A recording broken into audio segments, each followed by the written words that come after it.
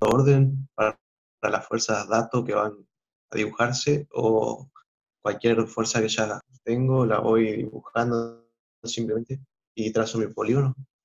Bien, fíjate, si vos haces polígono de fuerzas, ahí estaba explicando, es simplemente las fuerzas una atrás de la otra, ¿cierto? Lo único que hay que respetar es la escala de fuerza, o sea, la magnitud que tiene y la dirección. Cuando vos haces polígono de fuerzas, uniendo el principio con el fin, después de tu polígono, si es abierto, admite resultante, ¿sí? Entonces, te permite hallar la magnitud de tu resultante, un polígono de fuerzas. Sin estos, los rayos funiculares, ¿entendés? Con los rayos funiculares ya el polígono funicular. Siempre y cuando sea polígono de fuerza solamente, no importa el orden, lo único que importa, como digo, es la magnitud de la fuerza y la dirección, ¿sí? En cambio, si vos haces el polígono funicular, lo ideal es seguir un orden así cíclico que vos tengas acá en la ubicación real en la estructura de las fuerzas. Por ejemplo, en este caso está P1, está Q, está P2 y no está P3, está P3, ¿sí? Se sigue el orden. ¿Por qué? Porque al trazar los rayos funiculares vos no tenés que pasar sí o sí, fíjate, el rayo 1 está acá con P1, el rayo 2 está directamente entre P1 y Q, pero si yo acá en el polígono de fuerza en vez de Q ponía el P2, el rayo 2 tenía que atravesar al Q para poder unir a P1 y a P2, ¿entendés? Por ahí, en ese caso es encima. Si es solamente polígono de fuerza, sí, no importa el orden. Pero si vas a hacer un polígono funicular también, sí, es recomendable que pongan uno después del otro seguido, teniendo en cuenta el orden que aparecen en la estructura. ¿Se entiende? Entiendo, gracias. Bien. Una vez que dibujas escala, bueno, como les decía, el polígono de fuerzas te permite hallar la magnitud de la resultante. El polígono funicular nos permite hallar después la ubicación de la resultante. Pero, ¿qué es lo que pasaba acá? Nosotros, bueno, en este caso dibuja por separado, pero como decíamos la vez pasada, esto en realidad ustedes tienen que dibujarlos todos en un solo gráfico. Es decir, polígono de fuerzas de las cargas externas y el polígono de fuerza de las reacciones, ¿sí? Todo esto va en un solo gráfico, este y este, ¿sí? ¿Por qué? Por el hecho de que este gráfico ustedes trasladan los rayos funiculares a tu estructura, ¿cierto? Después con esos rayos funiculares vos hallás la línea de cierre, y esa línea de cierre es la que vos tenés que trasladar a tu polígono funicular ya hecho, digamos, haciéndolo pasar por el polo. Es decir, en este caso, porque está hecho en AutoCAD, es fácil, digamos, se copia nada más y vos mantenés la ubicación del polo, mantenés la inclinación y la longitud de todos los rayos polares, no hay problema. Pero si vos tenés que hacer esto con regla y portamina, es difícil, viste, que te salga idéntico uno con otro. Entonces lo recomendable es hacer estos dos en un solo gráfico.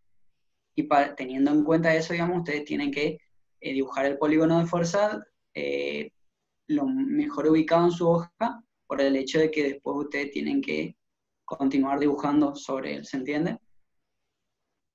Entonces yo analíticamente consigo las reacciones y hago el polígono de fuerzas con las reacciones que obtuve en la parte analítica.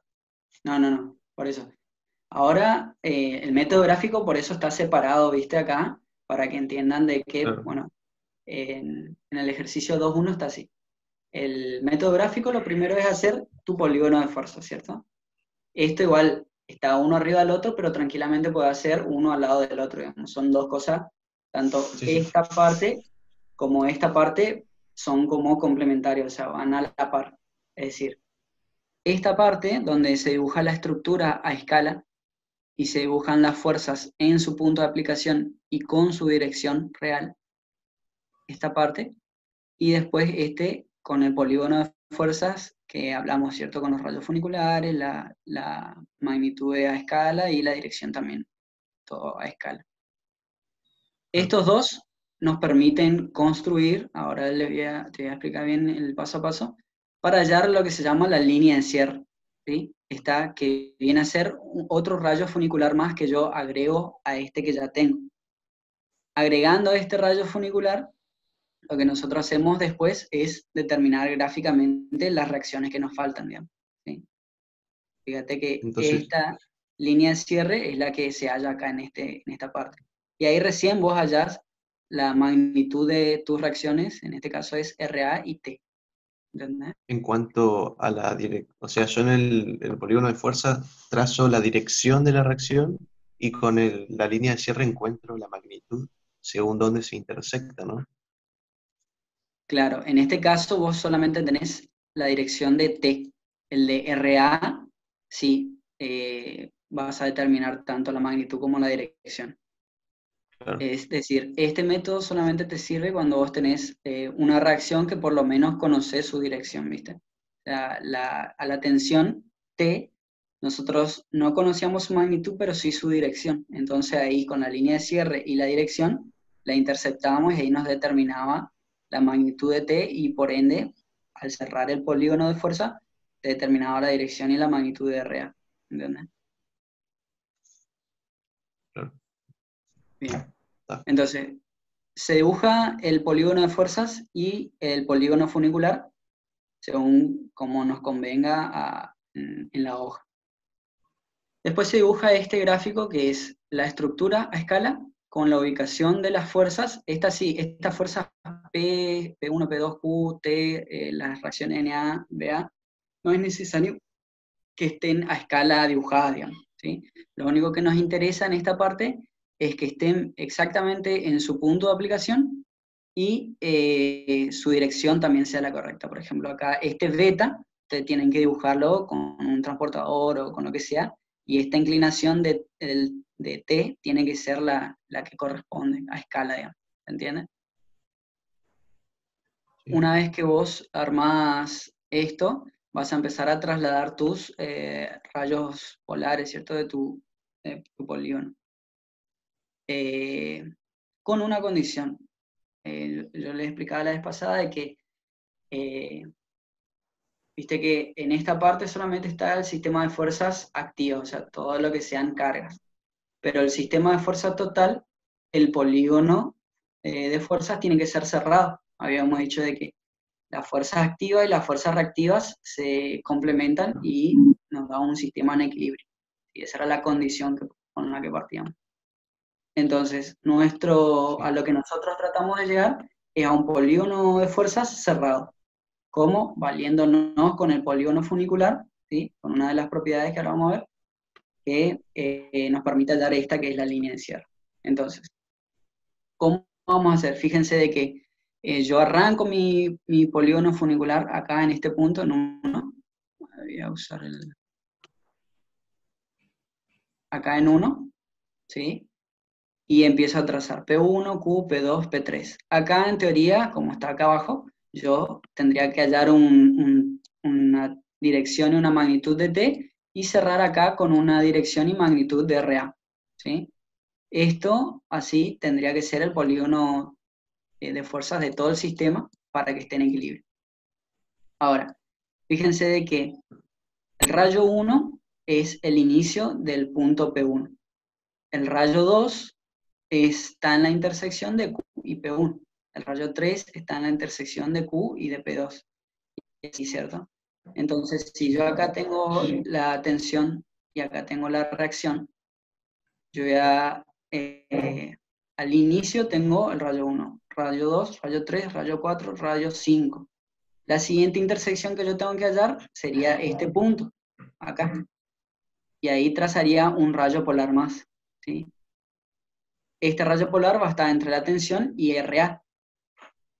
Y el último rayo polar coincide otra vez el final de la reacción en A con el principio de P1. O sea que el rayo 1 tiene que cortar tanto a P1 como a RA. ¿Sí? Esa es la condición para que nos cierre. Por eso es que nosotros dibujamos acá abajo de esta manera, digamos. O sea, al fin y al cabo, la línea de cierre es un rayo polar más. Entonces, ¿cómo la planteamos?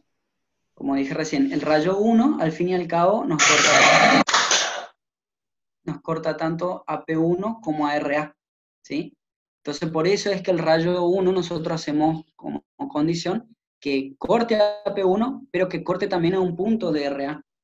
Como nosotros no sabemos qué dirección tiene RA, lo único que nosotros sabemos es el punto de aplicación de RA. O sea que este punto yo sé que por ahí pasa RA, no me importa su dirección, ¿sí? Pero en ese punto yo sé que pasa RA. Entonces por eso es que el rayo 1 traslado y hago pasar por el punto este donde pasa. Entonces siempre que ustedes tengan así, lo ideal es que el primer rayo pase por el punto donde está la reacción, o sea, las dos incógnitas, ¿cierto? En este caso sería Na y Ba, ¿sí? Después ahí se construye el polígono funicular, ¿cierto? 2 tiene que cortar a P1 y a Q, 3 tiene que cortar a Q y a P2, 4 tiene que cortar a P2 y a P3, 5 corta solamente a P3, ¿cierto? Pero habíamos dicho que acá arrancaba la tensión y acá estaba el RA. 5 también sería la intersección entre P3 y la tensión T. ¿Viste? Por eso es que una vez que nosotros trasladamos acá el rayo 5, lo prolongamos hasta cortar a la dirección T, de T, que es la que nosotros conocemos. ¿Sí? Tenemos que proyectar la prolongación, esta es la dirección de esta fuerza, y ahí cortamos el rayo 5. Una vez que tenemos ese punto, desde ahí hasta el primer punto que habíamos trazado, nuestro polígono funicular, ese nos determina lo que es la línea de cierre. ¿Sí? Esa línea de cierre está dada por acá el último rayo, en intersección con la prolongación de la reacción, o sea, la incógnita que tenemos, pero que conocemos su dirección, y el primer punto que habíamos trazado el polígono funicular, que pasaba por el punto donde está la reacción que tiene dos incógnitas. ¿Cierto? Y esa es la línea de cierre. Ahí vos podés trasladarlo otra vez, esta línea de cierre, con su dirección tenés que hacerla pasar por el centro o polo de tu polígono funicular, ¿cierto? Que, a ver, esta que está acá, la línea de cierre, la trasladamos y la hacemos pasar más o menos por acá, ¿cierto? Esto vos podés prolongar así, no hay problema. Ahora, como nosotros tenemos que continuar dibujando nuestro polígono de fuerza, al final de la fuerza P3 tiene que arrancar la fuerza T, que es la tensión. Entonces, la dirección de T conocemos. A partir del final de P3, trazamos la dirección de T. O sea, con respecto a la horizontal, acá tiene que estar beta. ¿Sí? Y ahí prolongamos. Y en la intersección que surja de la línea de cierre que pasa por el polo y esa dirección de T, ahí esa nos va a determinar la magnitud de T.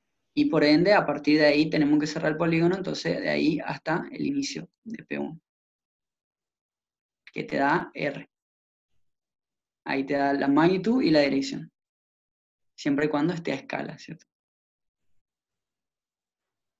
¿Se entendió más o menos esto o fue muy rápido? No entendí perfectamente. Muchas gracias. Bien. Bueno, y este método, como les decía, se puede hacer siempre y cuando se tenga tres incógnitas, ¿cierto?